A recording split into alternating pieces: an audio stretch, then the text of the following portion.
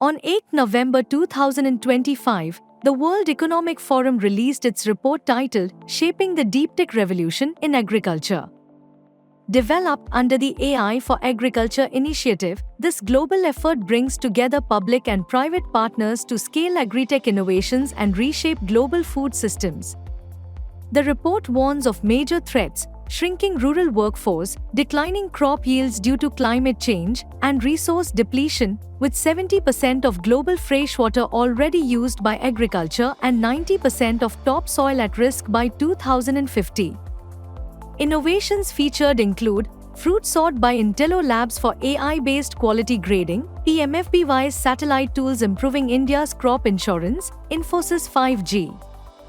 Natural robots automating harvesting, and Bhumitra's Urvara project using carbon monitoring systems for sustainable farming.